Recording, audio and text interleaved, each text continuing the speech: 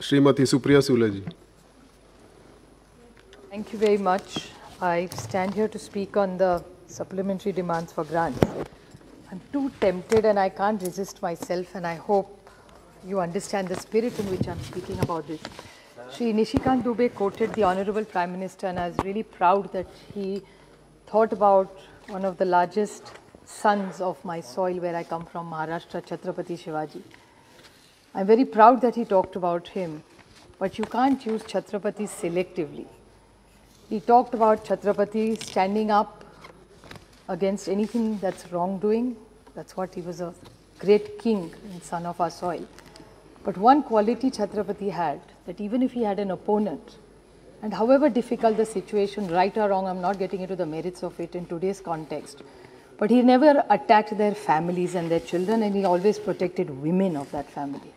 Today I was not actually going to talk about it, but I just request of 2 minutes of indulgence even of the Honorable Finance Minister. She is a woman, she is leading the department exceptionally well. I've always complimented her about it. But at the same time, what happens in my state, and there are a lot of people who may have had income tax issue, EDs issue, I'm not going to getting into the merit of what is right or wrong, but the way the witch hunt about their children and their wives is very, very unfortunate. So when you revoke the emotions of Chhatrapati, this is not what Chhatrapati did. He always protected women and children. He fought from the front. He always protected the women. Anyway, it's sad because when they attack women, like the Mrs. Khadse, who's a senior citizen, their daughter-in-law, Anil Deshmukh, many examples, but I don't want to indulge too much into that topic today. This may not be the right person. While we are talking about these demands for grants, Mr. Dubey even talked about the subsidy for fertilizers, and he thought we as the opponents were going to criticize it. And he was right about some of it, that Parliament is not always about criticizing each other. There are some things we all agree on, especially the pandemic. I think our state government and your state government, which I think even Shrikant Shinde spoke in his speech, that our two governments, Maharashtra, we may have had challenges while working during the COVID. There were moments where tempers were high because they were very high emotional moments. It was a pandemic. It's an extraordinary situation. But clearly we worked better. We've managed to save people's lives. We've done exceptionally well, both of us together in the vaccination. We've reached out to many people together. And both state and central government have worked well together, be it the railways, be it the food supply that you get. We do compliment and are grateful for all the interventions you've done. But when they come to talk about the additional fertilizer subsidy, why would we be upset about it? But the problem is, which has nothing to do again with the finance minister, but this is the mismanaged. I still remember for the last 7 years, we've heard how well the neem-coated urea and neem-coated fertilizer has been doing, but the ground reality is slightly different. Ma'am, even if you go to any village today, there's unseasonal rain, which even my colleague Dayanidhi Maran talked about. Same thing with us in horticulture. And the requirement of all the fertilizers has completely changed. And what the dashboard says and what the ground reality is very different. I even do understand that the international prices, the planning of that department has actually, unfortunate to use the word, but messed up. And hence she's stuck actually with this bill of this fertilizers. But I don't think anybody would really object. It's a very important intervention she needs to make, and I'm grateful that she's doing it. But it's a very challenging time, but it could have been handled a little better by the department, which you have actually no control about. The other thing which is very worrisome in this is the NREGA situation. I still remember it was not a flagship program of your government when you all came. It was not something you all were very proud of. We were very proud of, because this is one of the programs which my state gave in 1972, when we had our first famine and we had challenges, and it's food for work is what we launched it as. And it's been one of the best programs in these challenging times. But why is NREGA so required? Clearly because of the unemployment issue. You are infusing more money. There were challenges from, I think Mr. Dubey also in his, that how well is it being implemented. I think that accountability falls even with us and the central government, because NREGA is a program for absolutely the people at the bottom of the pyramid. So I think we need to work better together to strengthen the program, but at the same time, we cannot ignore the fact that NREGA's requirement is getting more and more because it proves that the unemployment challenge is going up during this pandemic. There are a lot of programs which even this government has talked about, which I felt while reading about this new spending that this government is doing. I would like to quote the Minister of State of Finance, Pankaj Chaturvedi, while tabling the second batch, tabled the second batch of supplementary grants in Lok Sabha. He says that the net outgo cash of 2.99 lakh crores and 75 crores extra expenditure would be matched by savings by different ministries. Now, this is a little alarming for me, because if you're saying that you need this by savings of different ministries, does that mean all the social sector programs get affected? Madam, I'll try to give you a small example. Is like this Union Budget 2020 post-matric scholarship for SC students under the fund. What has happened under the Social Justice Department, which is such an important department, which is people from the bottom of the pyramid who really need this. The financial year of 1920, the demand for this was 14871. The funds approved by the Ministry in Finance were only 8,000 versus 14,000. The funds allocated for this ministry for 2019 were 11,000 and only 7,000. We have to notice one thing, that 17 and 18 was 10,000 and 6,000. These are not pandemic years, but the Social Justice Department and the scholarship for the poor, the downtrodden, these Dalit children is substantially going down, and the government constantly says that we have new data and we are trying to meet the numbers, which is not the case. So I urge the Honorable Minister to address this, because it's a very, very important and a critical issue.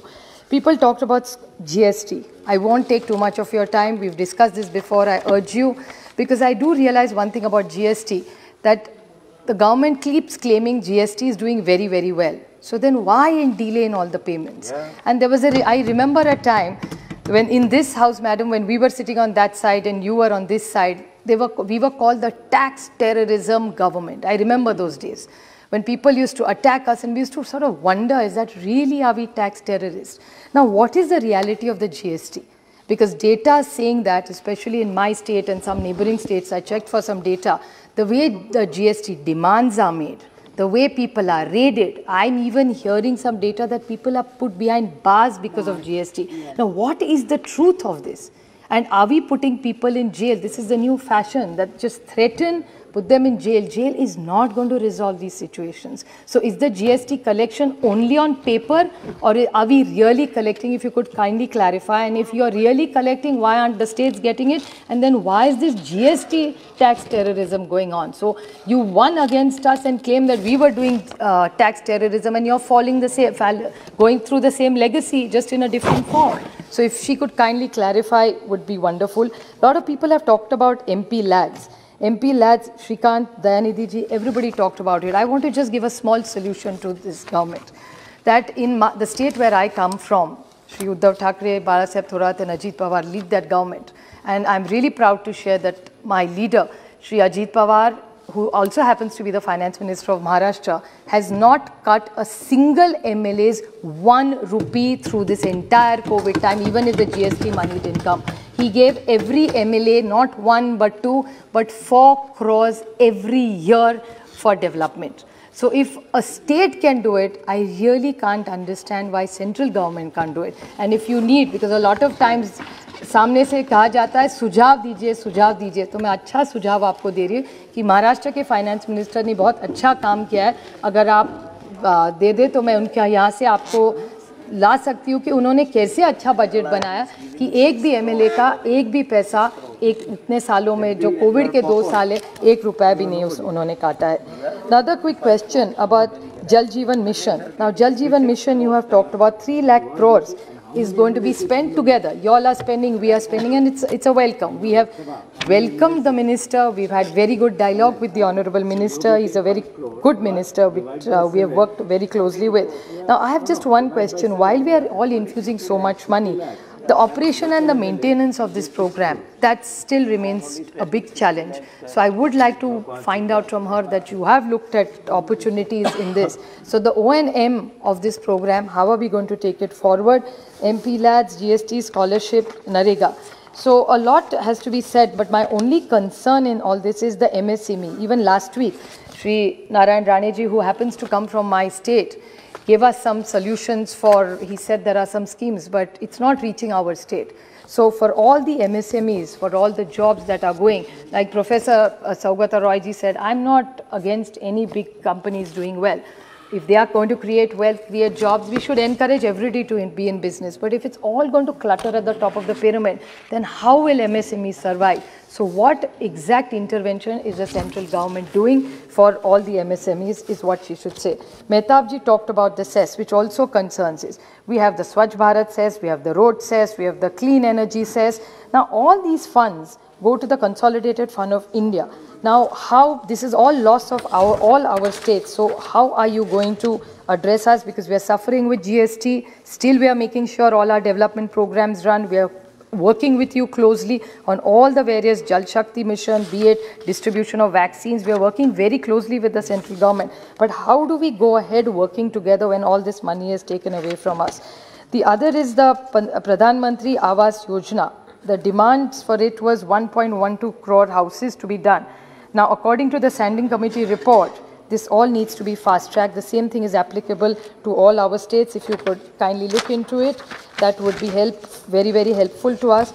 All the health workers is something I would like to bring to the notice, that the Standing Committee have welcomed and encouraged all the ASHA workers and all the health workers during this time. So I think increase of wages is something, there is so much health budget that we keep talking about. So is there something more we can do for this bottom of the pyramid of all these people? And the health sector disaster preparedness and response scheme. Now, how much help would you give even all the states? I mean, Mr. Dubey was very complimentary to the central government, but I'm sure the states have also contributed substantially in making this a success story. I think together we have really made a difference to fight this. It was not y'all UPA versus NDA. It was all of us together against the virus. So I think this is a war which we still haven't won. We are on the verge of winning it, but I think we still have to wait for another 2-3 weeks to celebrate, because we are still 2 weeks away from the final moment of whether Omicron is there or not. So this is something we need to address for sure. But I just want to some few replies on behalf of our states, that the states are absolutely going through a very, very difficult time. A lot of social sector programs, like your own minister says, there is jugglery of some numbers is what I seem to understand from the statement from the MOS of Finance. So if there is jugglery of numbers, does that mean it will affect our states? Because my biggest concern is that the bottom of the pyramid, Sabka Saath, Sabka Vikas, if that's what we are really going to do, if you don't give us all the monies which are needed for the poor and the needy of this country, the scholarship, for the women's safety, education, healthcare, how do we run our states? I think we need to put all our minds together and be more transparent and honest to each other and take good feedback from the states where we can work together to make India better. Thank you.